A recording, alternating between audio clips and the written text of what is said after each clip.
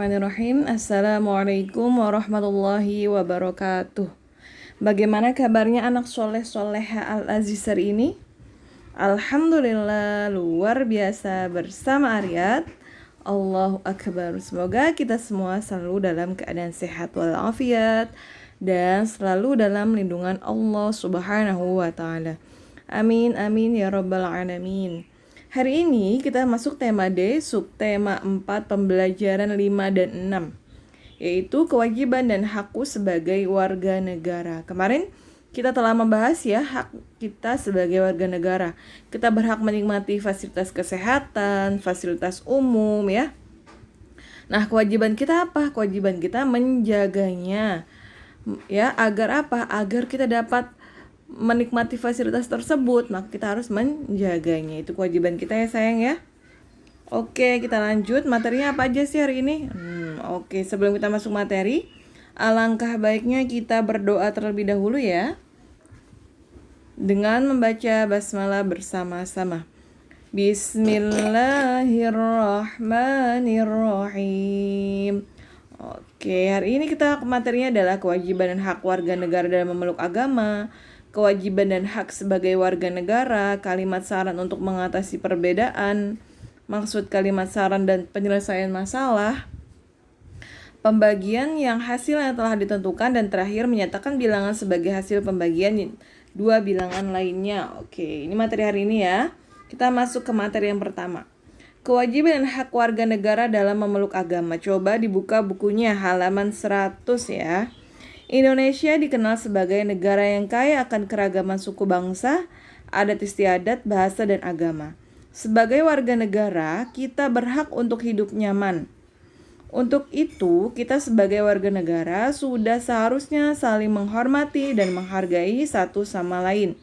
Dengan saling menghormati, suasana lingkungan akan terasa damai dan juga nyaman. Nah, jadi kita harus saling menghormati dan menghargai perbedaan maupun perbedaan suku, adat istiadat ataupun agama dan bahasa ya. Kita harus saling menghargai, menghormati agar tercipta apa? Kedamaian. Nina memiliki banyak teman dari berbagai suku dan agama.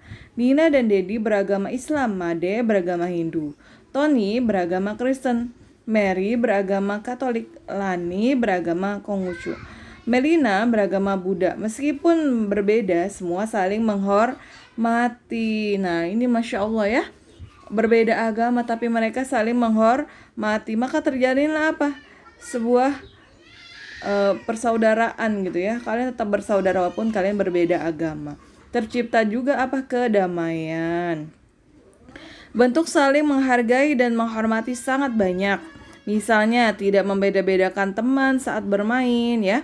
Selain itu, kita juga seharusnya memberi kesempatan pada teman yang ingin menjalankan ibadahnya. Nah, ketika kita bermain, ada temannya nih misalnya ya, beda agama, hari Minggu ya. Biasanya dia kalau orang Kristen itu dia beribadah. Nah, waktunya bermain berarti kita berikan dia kesempatan untuk beribadah. Begitu pula dengan mereka harus memberi kesempatan kepada kita yang beragama Islam ketika sudah waktu masuk sholat gitu ya, misalnya sholat zuhur. Maka kita harus melaksanakan sholat gitu. Harus dikasih kesempatan juga untuk beribadah, melakukan sholat zuhur. Sikap saling menghargai juga harus kita lakukan ketika kita berbeda pendapat dengan teman. Jika ada teman yang sedang berbicara, kita tidak boleh memotongnya. Dengarkan sampai selesai ketika teman berbicara. Dengan begitu, teman akan merasa dihargai. Nah, ini praktik di sekolah ya. Ketika kita sedang berdiskusi dengan teman-teman, nah temannya ketika menyampaikan pendapat, kita dengarkan terlebih dahulu sampai dia selesai menyampaikan pendapat. Walaupun pendapat yang disampaikan itu berbeda dengan kita. Kita dengarkan terlebih dahulu. Ketika selesai boleh kini kita sanggah, tapi setelah dia menyampaikan apa sih yang ingin disampaikannya gitu. Tapi walaupun kita berbeda, kita dengarkan terlebih dahulu baru kita sanggah. Misalnya dikasih pendapat yang lain boleh. Berbeda pendapat itu tidak apa-apa ya. Tapi harus saling menghormati dan menghargai. Perbedaan tidak hanya pada suku, bangsa, dan agama. Seringkali kita juga memiliki perbedaan kesukaan atau kegemaran. Nah, ini juga ya, dalam satu kelas itu juga pasti banyak ya memiliki perbedaan kegemaran. Apalagi dalam misalnya dalam lingkup warga, misalnya dalam lingkup daerah rumah kalian, pasti itu banyak ya kan, orangnya lebih banyak dan kegemaran juga pasti berbeda-beda. Dalam satu rumah pun itu pasti memiliki kegemaran dan kesukaan yang berbeda-beda. Meskipun berbeda, kita tetap harus saling menghargai. Walaupun memiliki kesukaan yang berbeda, kita harus saling menghargai. Misalnya ayah suka bermain bola, ibundanya suka apa? Hobinya memasak, terus kakak sukanya berenang. Nah, sedangkan kalian nih yang cowok sukanya apa? Main basket. Nah, boleh misalnya sewaktu ayah main bola, kita boleh mengikut ayah main bola gitu ya, menemani ayah main bola. Itu adalah salah satu sikap menghargai perbedaan dengan tidak mengejek ataupun kita ikut bareng. Misalnya kayak bunda nih, bunda sukanya memasak, tapi dengan sebagai orang tua, bunda mendukung anak-anaknya, misalnya mengantar kakak berenang, les berenang, mengantar adik les basket. Itu juga sikap saling menghargai. Oke. Saling menghargai akan membuat hidup menjadi rukun dan menyenangkan. Nah, sikap saling menghargai ini akan tercipta apa? Kerukunan, dan hidupnya jadi senang gitu ya, menyenangkan. Nah, oke, nanti ini tugasnya di halaman ini ya. Di halaman 101 ya sayangnya. Oke, kita lanjut. Kewajiban dan hak sebagai warga negara. Di Indonesia terdapat perbedaan suku, bangsa, agama, dan adat istiadat. Agar tercipta kehidupan yang harmonis dan nyaman, setiap warga perlu menjaga hubungan baik dengan warga lainnya. Hal tersebut dapat dilakukan jika setiap warga saling menghormati serta memahami kewajiban dan haknya. Nah, dalam suatu lingkungan pasti memiliki pasti berbeda suku, bangsa, adat istiadat ya. Nah, bagaimana agar tercipta keharmonisan dan nyaman? Nah, kita harus saling saling menghormati dan menghargai dengan apa? Dengan mengetahui nih kewajiban dan hak kita tuh seperti apa sih. Ketika kita saling mengetahui hak dan kewajiban kita, maka akan tercipta kerukunan dan kenyamanan. Oke, lanjut ya. Kalimat saran untuk mengatasi perbedaan. Setiap warga negara berkewajiban menjaga dan melestarikan budaya yang kita miliki.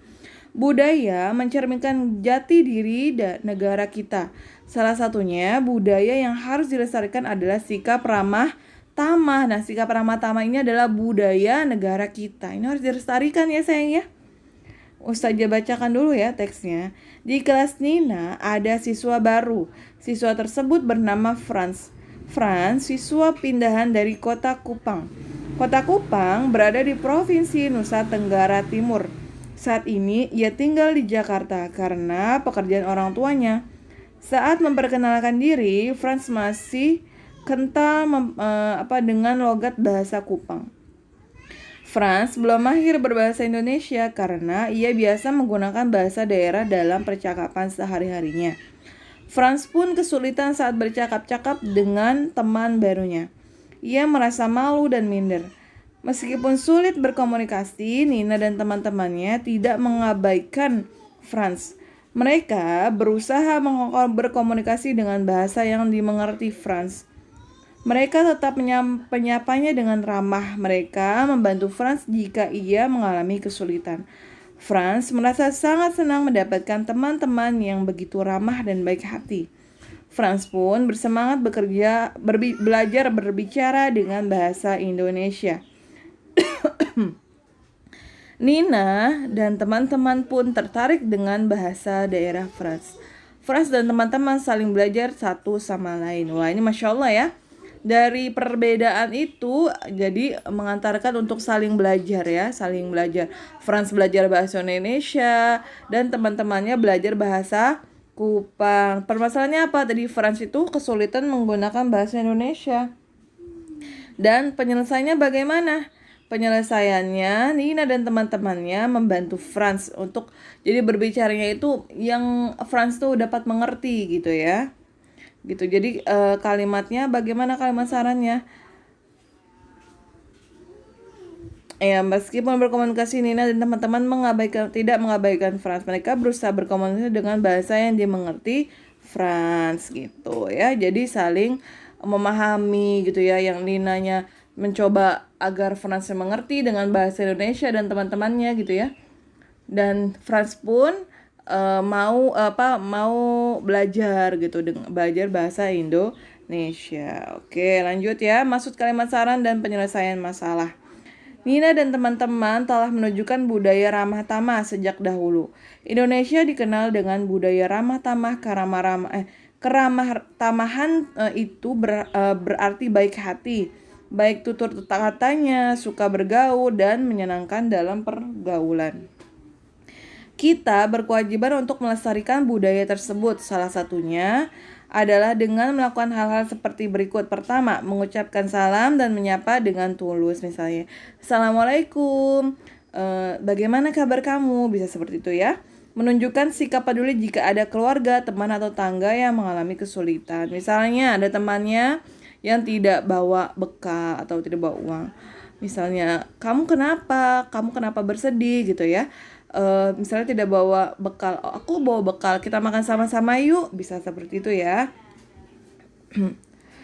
Memberikan ucapan selamat atas keberhasilan atau prestasi orang lain. Misalnya temannya yang sudah mencapai prestasi, selamat ya atas prestasi yang telah kamu raih. Terus selanjutnya menghadiri undangan dengan senang hati. Nah, misalnya dapat undangan nih dari temannya ulang tahun, datang gitu ya. Dan terakhir, menghormati pendapat yang orang lain yang berbeda dengan kita. Nah, tadi ya prakteknya ketika berdiskusi kita harus saling menghormati dan menghargai perbedaan pendapat dengan tidak memotong pembicaraan temannya yang sedang menyampaikan pendapat. Dengan melestarikan budaya ramah tamah akan tercipta masyarakat yang saling rukun, menyayangi dan hidup damai. Dengan demikian, hak kita untuk hidup di lingkungan yang nyaman pun terpenuhi. Oke, selanjutnya pembagian yang hasil telah ditentukan. Langsung ya, pertanyaan tersebut dapat kamu lakukan nih. Jadi, pembagiannya seperti apa ya?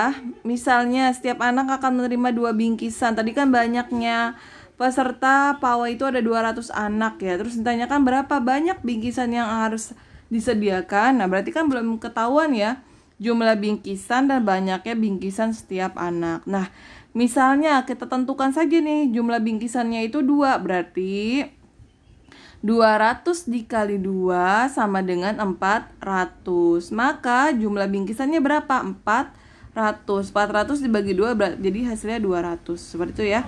Dengan cara yang sama kamu dapat menentukan kemungkinan lain sebagai berikut. Misalnya bisa 3, misalnya 3 deh, bingkisan setiap anak 3, berarti 200 dikali 3 sama dengan 600. Maka jumlah bingkisannya itu 600, berarti 600 dibagi 3 sama dengan 200. Jadi salahnya seperti itu ya saya. Kemarin sudah kita bahasnya, sekarang pembagian, sudah masuk pembagian. Semoga kalian memahaminya ya. Jadi kalian tentukan dulu nih banyaknya bingkisan berapa, baru nanti ketahuan jumlah bingkisannya. Menyatakan bilangan sebagai hasil pembagian 2 bilangan. Nah, ini juga sama nih ya. Banyaknya siswa setiap ekstrakurikuler sudah ditentukan. Nah, jumlah siswa dikurang banyak kegiatan ekstrakurikuler. Nah, berapa ya kira-kira? Misalnya 30 dikurang 10 sama dengan 20 gitu ya. Kalau ini pengurangan ya.